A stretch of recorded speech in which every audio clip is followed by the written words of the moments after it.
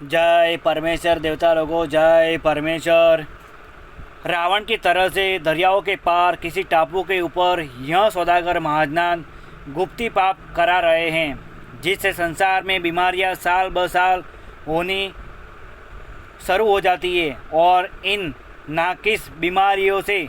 करोड़ों आदमी को मार देते हैं, जिसकी तारीफ तमाम जान के लोग अपनी अपनी ज़बान से अदा करते हैं कि यह परमेश्वर की कुदरत है और सिवाय परमात्मा कौन ऐसा कर सकता है। सो भाई मेरे, हिंदू मुसलमान अंग्रेज़ वगैरह यह बात काबिल सोचने और ख्याल करने के हैं कि जिस तरह से राजा रावण ने और हन्नाकुंस राजा ने और कंस राजा वगैरह ने मेघ को और मौत को अपने बस में कर रखा था, उसी तरह इन सौदागर महाजनान ने भी मेघ को और मौत को अपने बस में कर रखा है,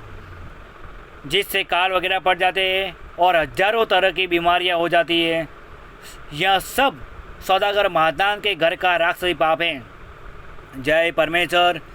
ओ किताब मुफीदा मौसुम ब जगदितकारनी अत तस्नीब सात अनुपदास मोत मुलक मारवार। यह जगदितकारनी जिसको श्री अनुपदास प्रिंटिंग प्रेस छावनी अहरमपुरा में छाप के प्रसिद्ध किया, तारीख 17 अप्रैल सन 1909 जा बैसाख बुद्धि 12 सम्मत 1965, पेज नंबर 112। संसार को मार देवे और जब संसार थोड़ा रह जावे, जब सब वलायतों में हम अपना राज कर लेवे। इस बात की तलाश अंग्रेज़ वगैरह भी नहीं करते हैं, लेकिन उनको भी असली भेद नहीं मिला। मगर कच्ची उम्र में मरने का असली भेद यह है कि आदमी बगैर जादू के कच्ची उम्र में नहीं मरता है और ना यह ईश्वर का हुक्म है। हाँ, जादू के जुल्म से कच्ची उम्र में मर सकता है, जिसकी खास वजह यह है कि जिसके नाम का जादू यह सौदागर महाजनान कराते हैं तो वही मर जाते हैं, और जिसके नाम से जादू नहीं कराते हैं वो नहीं मरते हैं। सो यह जादू का काम दरियाओं के किसी टापू के ऊपर करा रहे हैं कि जहाँ सिवाय सौदागर महाजनान के और कोई नहीं जा सकता है। परंतु यह सौदागर महाजनान ऐसे बदमाश और बेईमान हैं कि जाहिरदारी में तो बहुत ही गरीब होकर रहते हैं और लोगों को दिखाने के लिए इस कदर भक्ति में चलते हैं कि बनियों के बराबर कोई भगत नहीं है। सो यह बनिए बेईमान लोगों को दिखाने के वास्ते भक्ति करते हैं कि हमारा जाल किसी पर जाहिर नहीं होगा। अगर किसी को भी मालूम भी हुआ तो हमारे पुण्य को देख के लोग हमारे जाल पर यकीन नहीं लावेंगे। इससे तमाम जान के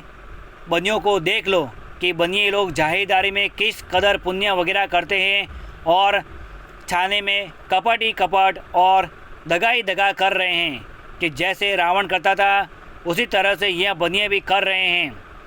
और जिस तरह से रावण संसार के हाथों से देवतों के ऊपर हाड़ मांस डलवाता था, उसी तरह यह बनिए भी अब देवतों पर हाड़ मांस को संसार के हाथों से डलवा रहे हैं। सो संसार को तो कुछ दोष नहीं है, क्योंकि उनको जादू से बीमार करके देवतों का सुझाव देते हैं कि देवतों ने बीमार डाला है। जब हाड़ मांस वगैरह देवतों के ऊपर डालते हैं और जादू के काल वगैरह भी पढ़ा देते हैं और दुनिया को जादू से यह सुझाते हैं कि अब के देवतों की पूजा नहीं की जिससे काल पड़ा है, फिर दुनिया देवतों के ऊपर जीवड़ों को मारने लगती हैं, तो फिर सौदागर महाजनान पाप को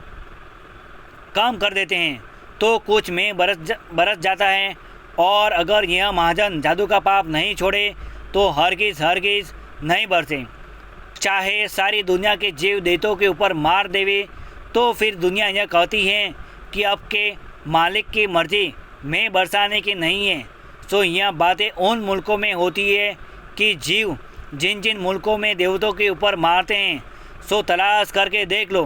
परंतु राजा बादशाह इन महाजनान के जाहिर को देख के भरोसा करते हैं। अगर जे अंदरूनी हाल मालूम होवे तो हरगिज़ इन बनिए बेईमानियों का भरोसा नहीं करें। परंतु तमाम जान के लोगों की बुद्धि अपने राक्षसी पाप से ऐसी खराब कर दी है कि जो पेज नंबर 113 कि जो समझते नहीं हैं कि जैसे तमाम जहान के राजा बादशाहों की अक्ल को रावण ने खराब कर दी थी, उसी तरह पर इन बनियों ने भी की है कि जो समझाए से भी नहीं समझते हैं और यह बनिए राजा बादशाहों को आपस में लड़ा के मार देते हैं, परंतु अपने राक्षसी पाप को ऐसे करते हैं कि बिल्कुल जाहिर नहीं होने देते हैं। इससे राजा बादशाह, हिंदू मुसलमान वगैरह यह नहीं जानते हैं कि राक्षसी विद्या का जाल इन बनियों ने भी बल राजा के बाद से रावण के मुताबिक चलाया है, जिसकी खबर किसी राजा बादशाह को अब तक नहीं है। अगरचे खबर होती तो ज़रूर इन बनियों का जाल दफे करने के लिए बंदोबस्त करते और इन्हों का एतबार नहीं करते, परंतु बड़ी भारी अकल इन बनियों ने यह की है कि पहले तमाम जहान के राजा बादशाहों की अकल और रैयत की ऐसी फेर दी है कि जो जाल इन बनियों का जाहिरदारी में चल रहा है वो मेरे नज़दीक बहुत ही बद है, जिसको तमाम जहान के लोग खास जाल ख्याल करते हैं, बल्कि बनियों की बड़ाई करके और बनियों का जाल ख्याल करके अपनी अपनी ज़बान से यह कहते हैं कि यह कोई जाल बनियों का नहीं है, यह तो परमेश्वर की कुदरत है, जिससे तमाम खलकत इन बनियों का भरोसा दिल से कर रही है और यकीन से इन बनियों के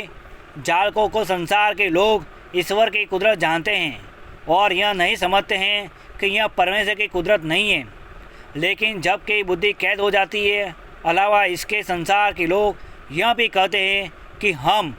सब लोग बनियों के सहारे से पलते हैं। अब तुम लोग अच्छी तरह से समझो और देखो कि जब रावण ने राक्षसी पाप चलाया था, जब तमाम खलकत परमेश्वर को भूल गई थी और रावण के राक्षसी पाप की माला फेरती थी और यह कहती थी कि रावण के सहारे से पलते हैं और रावण वगैरह की तरह से, कि जब से इन बनियों ने राक्षसी पाप चलाया है, जब से इनके माला फेरते हैं और कहते हैं कि हम बनियों के सहारे से ही पलते हैं, इससे बनिए माई बाप हैं। सो देखो भाई, जिस तरह से रावण के वक्त में और हरणाकुंश के और कंस राजा के वक्त में और कारुम बादशाह के वक्त में परमेश्वर को भूल गए थे और उन्हों के जाल की माला फेरते थे, उसी तरह से अब इन बनियों के जाल की माला फेरते हैं और ईश्वर को भूल गए हैं और बनियों के जाल को ईश्वर की कुदरत बोलते हैं और इनके जाल के ऊपर जरा भी ख्याल नहीं करते हैं, बल्कि इन्हों के ऊपर ऐसे ऐसे लाड़ रखते हैं कि जिस तरह से माँ और बाप के हुक्म को बेटा बेटी उठाते हैं और अपने बुजुर्गों के सामने सर को झुकाते हैं, अगरचे उन बच्चों को कोई शख्स कोई बात भली बुरी कहे तो वो बच्चा अपने माँ बाप से जाके उस बात को उसी वक्त कह देते हैं कि किसी तरह का डर अपने दिल में नहीं रखते हैं। जय परमेश्वर देवता लोगों, सात अनुपदास महाराज लिखी किताब जगत कहानी 274 पेज पढ़ करके बंदोबस्त करो, जब तुमको और तुम्हारी औलाद को अच्छी तरह से आराम मिलेगा। सात अनुपदास किताब जगत कहानी, छावनी एरमपुरा सिंहवज मारवाड़ 23 मोबाइल नंबर 8905653801। जय परमेश्वर देवता लोगों, जय परमेश्वर।